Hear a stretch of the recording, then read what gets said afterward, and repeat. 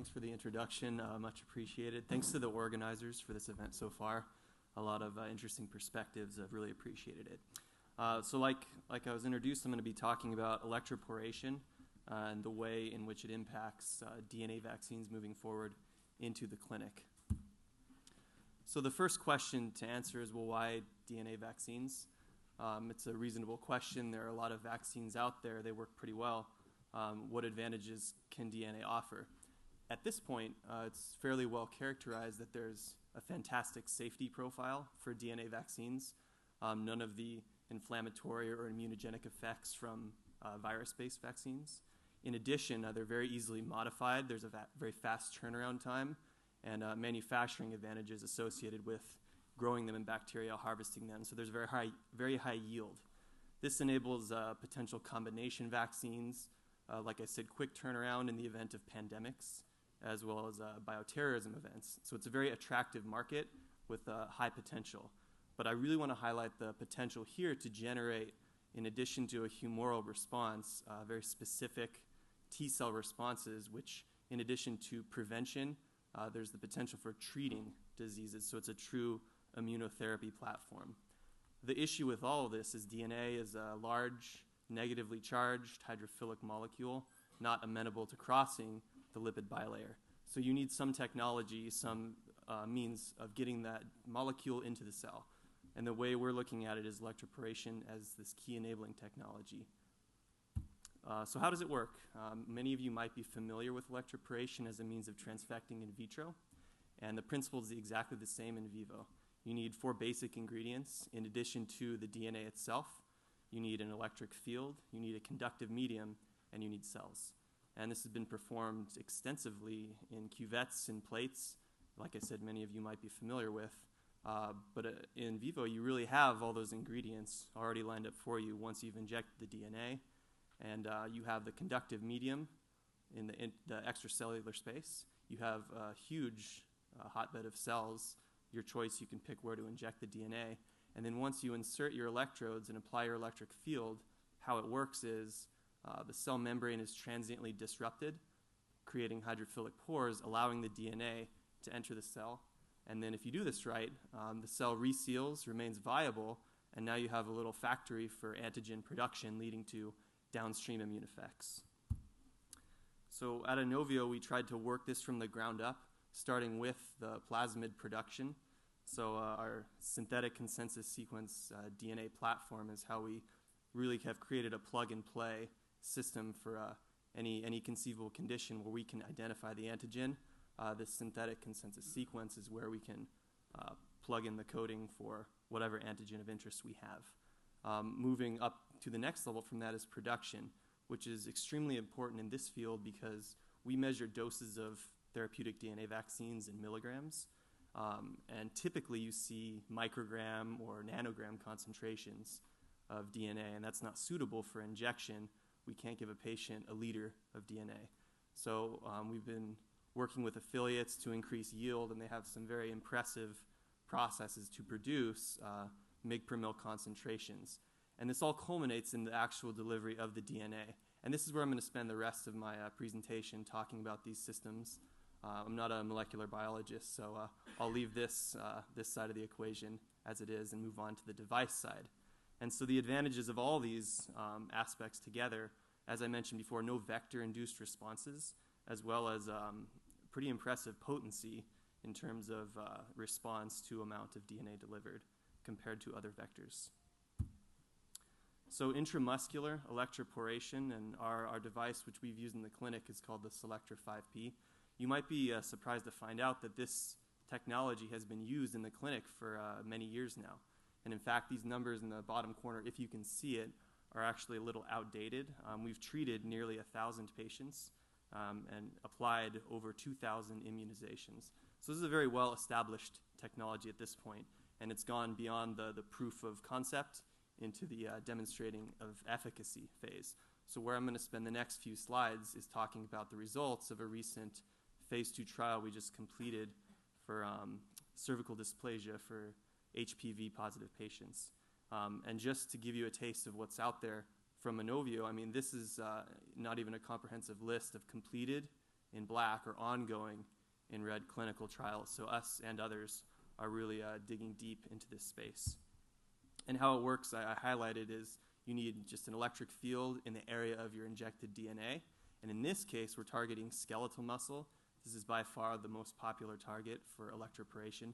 And it's kind of where in vivo electroporation started. So we're continuing along that path. This is an image of our phase 2 device, the Selectra 5P. And you can't see it, but it's actually tethered to a pulse generator called the Selectra 2000. So the first question we get when we show pictures of this device is, well, how does tolerability work with these patients? I see at least 5 needles. I see them going into the skeletal muscle. You might be surprised to hear that we've only had a small number, a handful really, of patients ever drop out of a clinical trial due to tolerability of the device. And in fact, in our tolerability studies, most patients have said that the injection intramuscularly, which you get with any vaccination really, is the most painful part, more so than the electric field or the insertion of the array. And these are just some concept designs moving forward of more portable, user-friendly phase 3 devices that we're looking to test this year, actually, when we initiate the next phase. But like I said, I'm going to stick for the next couple slides on this phase 2 trial we just completed. And again, this is an immunotherapy. This is for patients who are already infected with HPV. So this is not another Gardasil. This is a therapeutic intervention. And specifically, our outcomes we were trying to look for were first, primarily, regression of the disease to a more mild state. And then second, clearance of the virus itself. And the first step along that process in any immunotherapy is to verify that you can get a specific and a strong T-cell response. So we dose patients 3 times. Week 0, that's the initial dose, and we boost it at weeks 4 and weeks 12. And I think the graph speaks for itself. You get a significant T-cell response specific to the antigens of interest, the HPV-16 and 18, E6 and E7 antigens, as demonstrated by ELISpot. So there's no question after this that the DNA vaccines could generate quite a powerful T-cell response. But of course, the overarching question is, how does that tie into efficacy? And it's never really been demonstrated that with DNA vaccines, the T-cell responses you get correlate with efficacy. So we were encouraged to see that we hit both of our endpoints, the primary endpoint of regression to a more mild state. And this was determined histologically. It was blinded. And so that was the primary endpoint. But I think most exciting is the fact that concomitant regression and viral clearance was incredibly significant, where almost all patients receiving our vaccine who underwent regression also exhibited clearance of the virus from their system.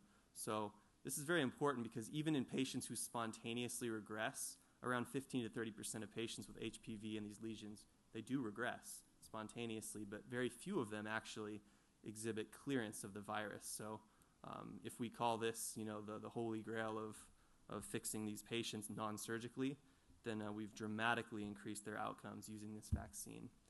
And then digging a little deeper and thinking, okay, well, the disease, maybe we can regress it from SIN4, which is right on the verge of cervical cancer, back to SIN2 or SIN3. But what about regressing patients back to the point where they're histologically normal? And again, very encouraging to see that 40% of patients receiving the vaccine regress back to that normal healthy state, whereas less than 17% of placebo patients did.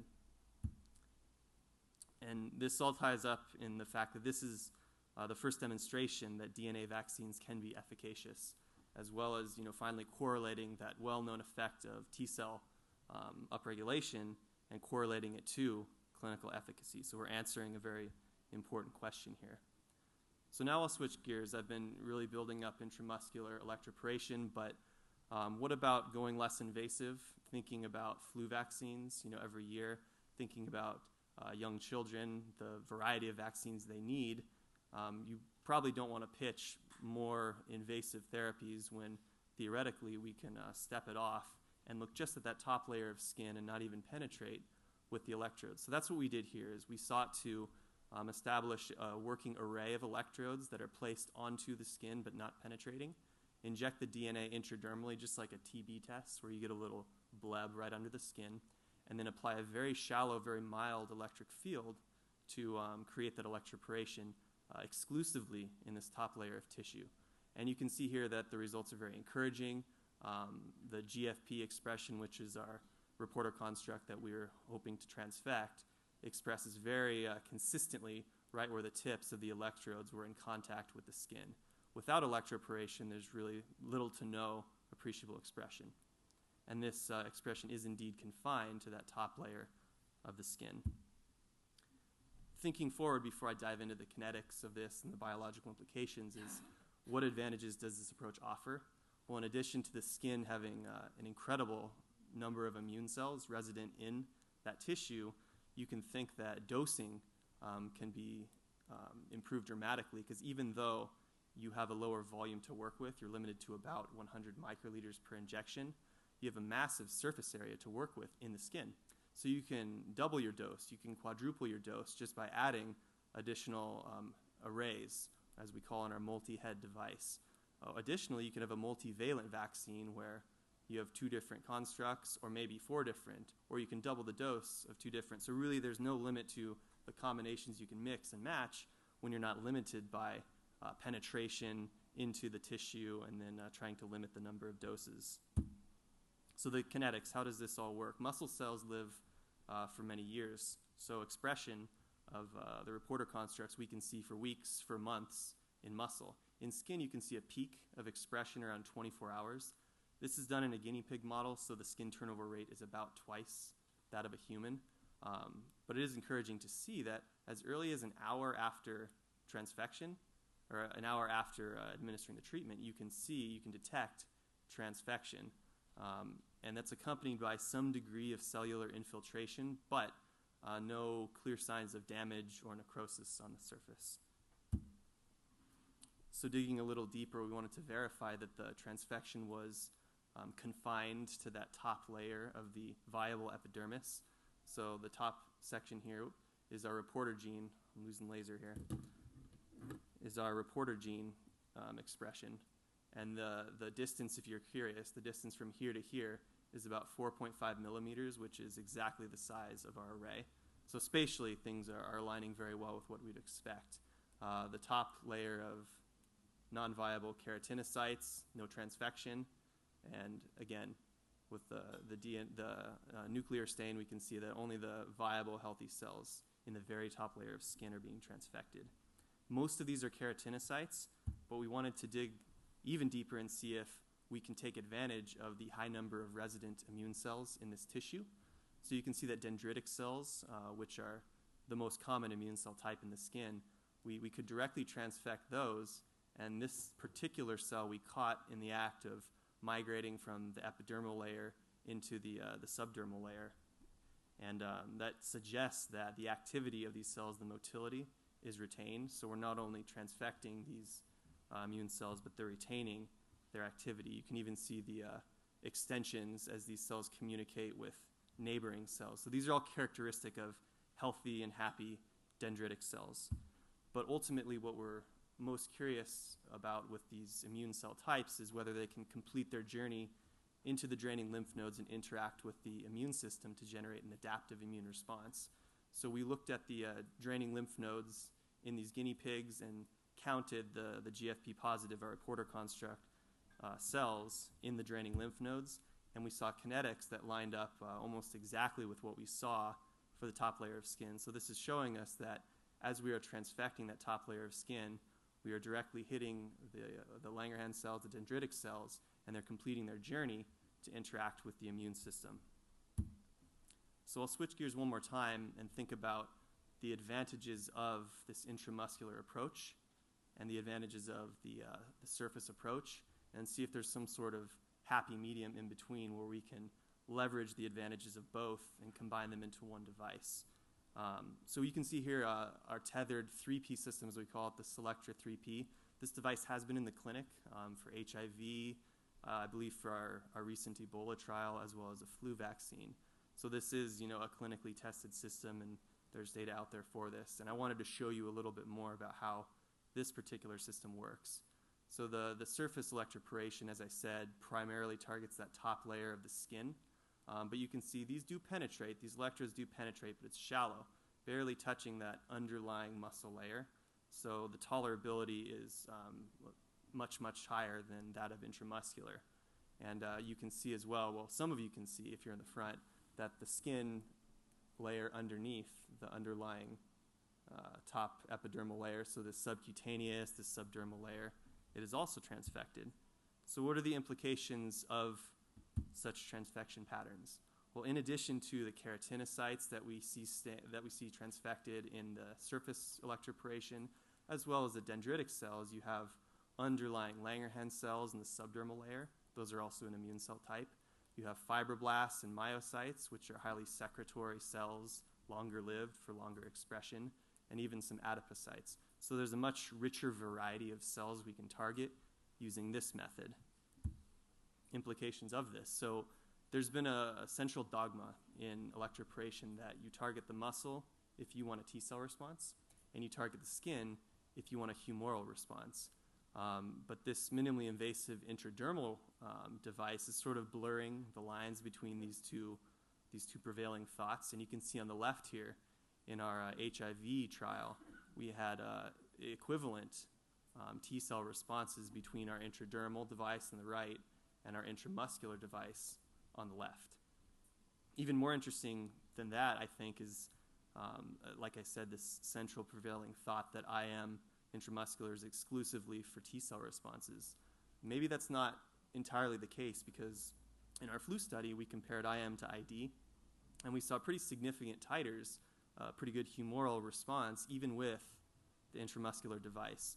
So all these things are sort of clues. We're still learning about how these different tissue layers and cell types interact once they're transfected, and we're starting to get a better understanding of maybe tailoring our device for very specific conditions where certain cell types are most important to transfect.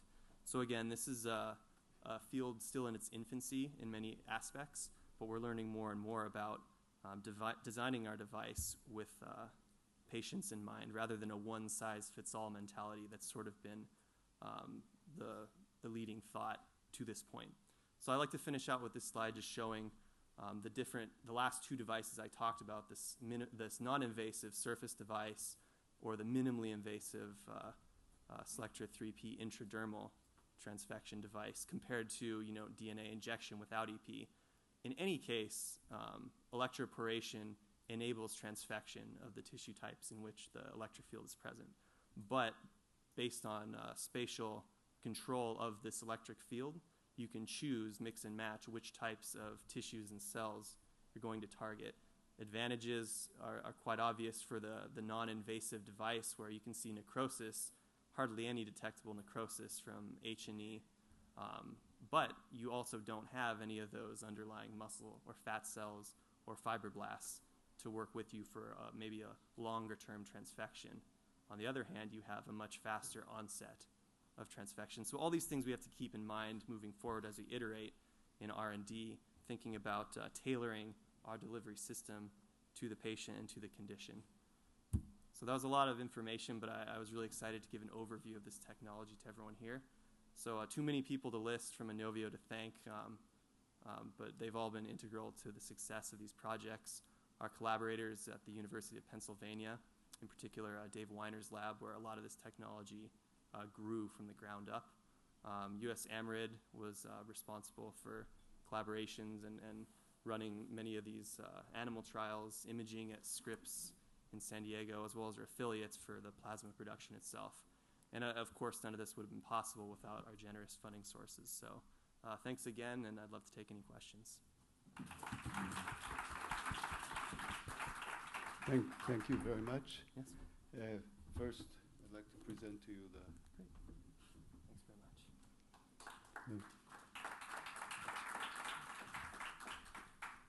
much.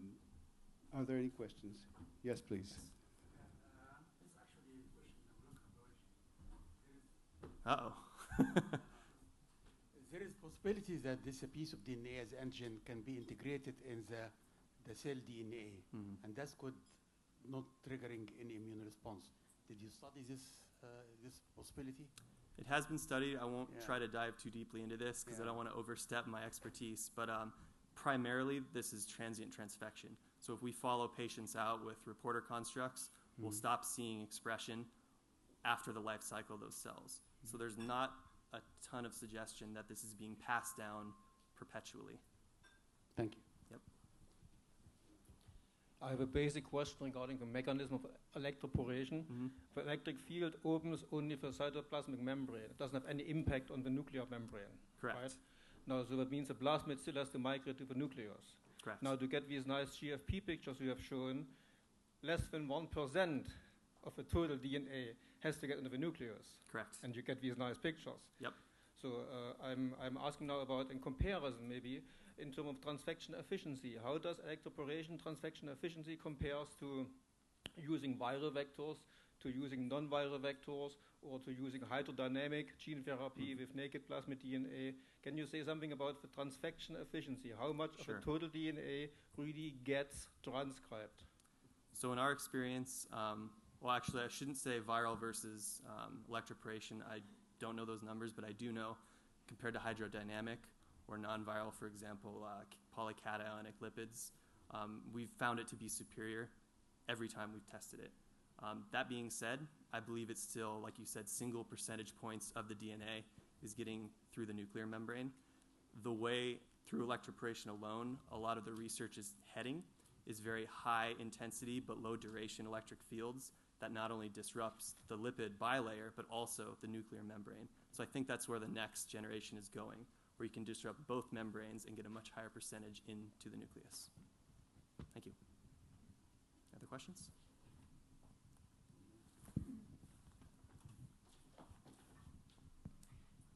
In the results that you have shown, how many applications do you need?